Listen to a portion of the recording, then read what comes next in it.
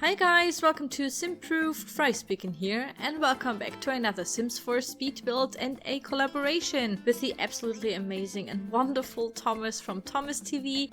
He is a SimTuber as well, and he will furnish this Spanish villa that we're going to build together. So I only did the exterior of the Spanish villa, and he will furnish it accordingly. And yeah, you have to go over to his channel and check out his video to see the fully finished product, I would say. But yeah, stay tuned so I can talk a little bit about what I was doing here, basically, I guess. Because maybe some of you know that I used to live in Spain for like a couple of years. And because my parents live in Spain, and I went there in like my last days of school. I went there for like 4 years. And yeah, my parents still live there, and I moved to Germany to study and everything. So I stayed in Germany as a German, of course.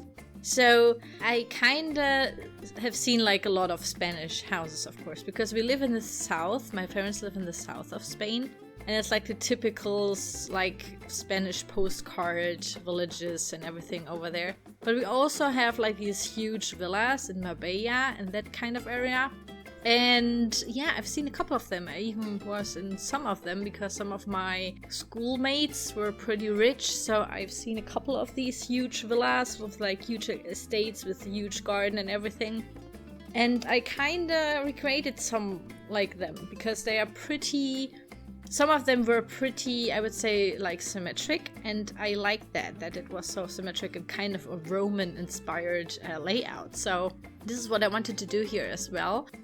And yeah, this house kinda exists. Of course, it's like a loosely into the Sims 4 translation somehow, you know, but it kinda looks like this, like in real life. There does exist like a villa like this in real life somewhere in Spain. I won't tell you where, of course.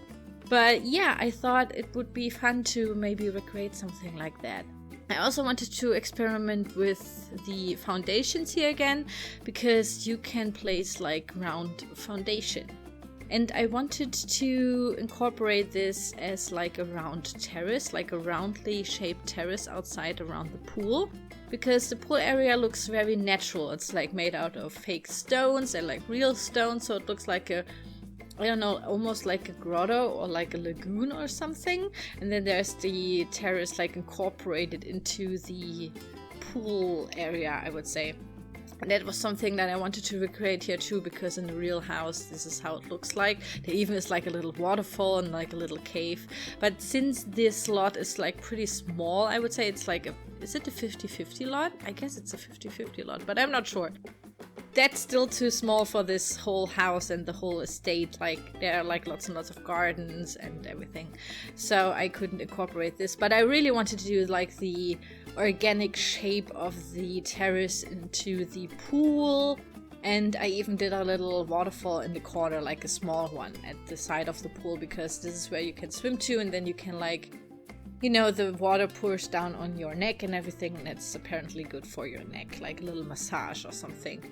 And yeah, this is something what I wanted to do here too.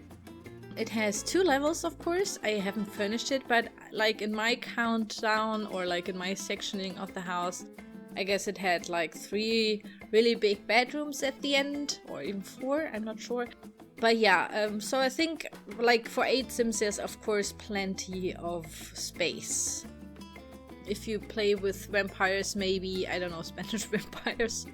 But then you don't need a kitchen, so then you could maybe do the kitchen to like another like living room. But then again, vampires like sleep sometimes in these coffins. Is it called a coffin?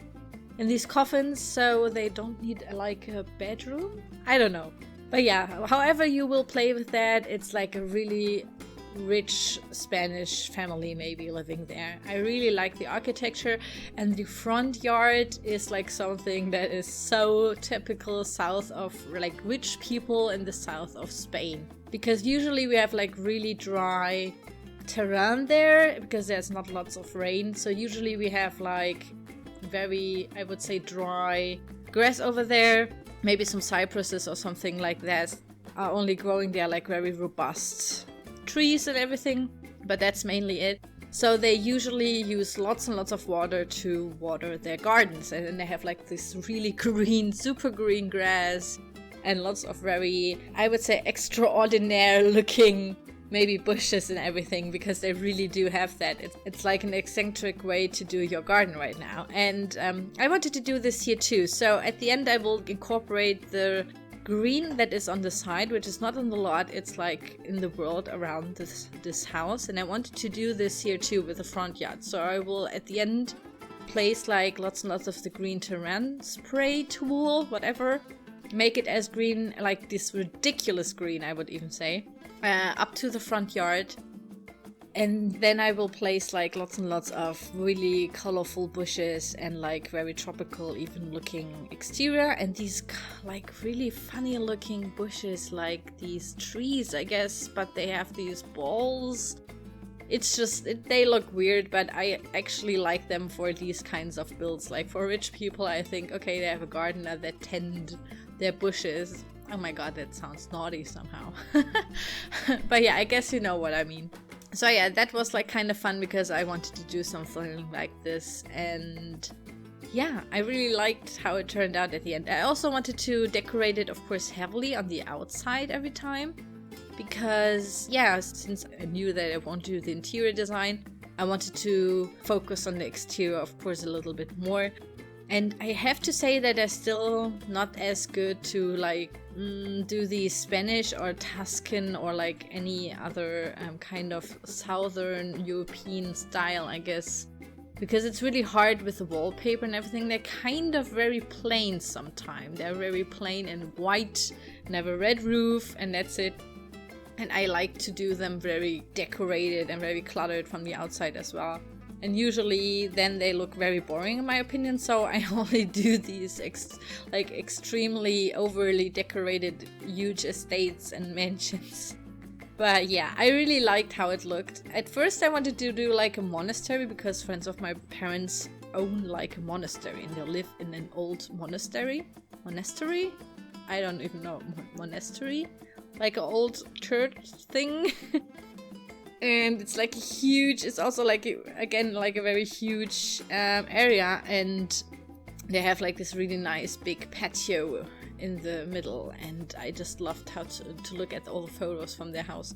And yeah, at first I wanted to do this, but 50 by 50 is like a very small lot. It was really, really small. So yeah, at the end I have done this house that I actually knew in real life, or that I know in real life as well. So here you can see me doing the exterior front yard garden area. Hard to explain.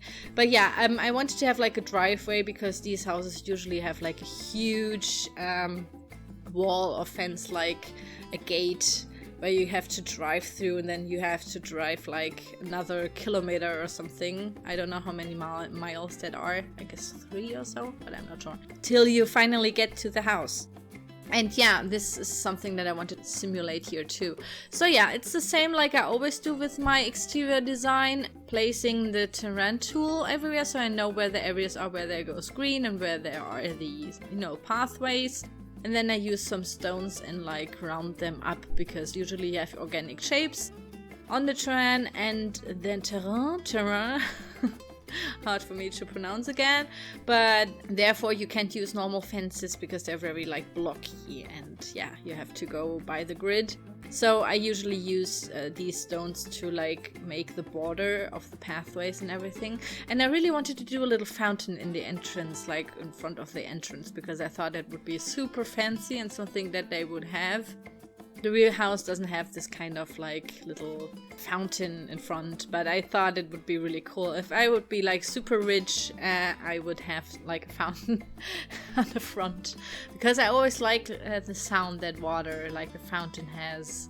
It's really relaxing somehow, and I really like that idea to come up to the house and have this flowing water sound. I just thought it would be a really cool idea in real life. There's also a little, I would say, pagoda maybe, made out of stone. I used the romantic garden stuff. Oh my god, half domes, I guess you would call them. And yeah, just a bench and like a little birdie, what is it called? Bird drinking thing, like for birds, a little drinking thing. I guess it has a proper name in English, but I always try to, yeah, explain them because I don't know the words. But yeah, then of course lots of palm trees. I also used the very small ones, which are really cute, and these are, yeah, even my parents have these kinds of palm trees like in their garden. So it's like a very common garden tree, I guess. And yeah, they're easy to maintain and everything.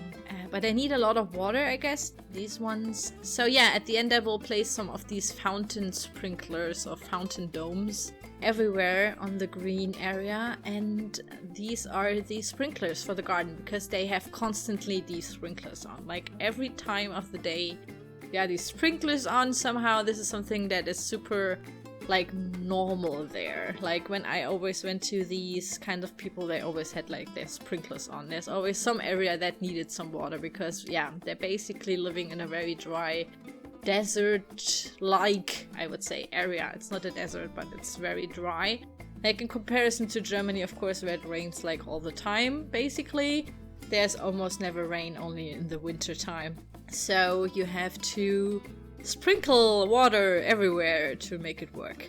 So yeah, in the backyard there's a pool area. Like I said, I also wanted to do it very organic looking, which is basically like can be done with a round foundation tool here.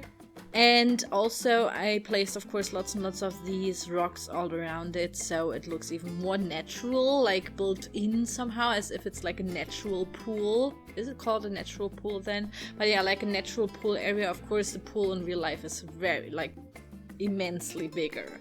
They have like kind of a water park in their backyard, but yeah. I just thought it would be cool somehow to try to recreate it like in a smaller little scale here. But yeah, I think it looks really cool. I would of course love to live there.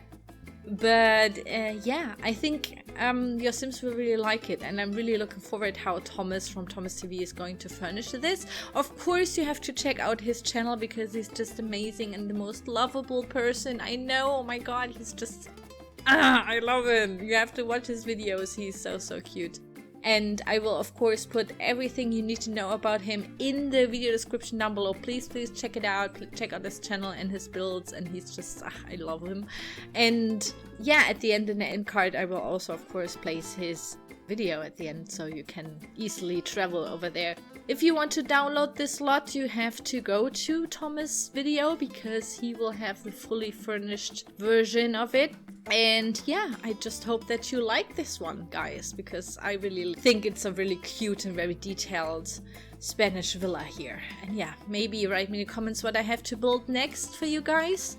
And yeah, that's basically it. I want to thank you so much for watching. I hope that you enjoyed this video. Please enjoy the screenshots, and I will see you soon. Bye bye!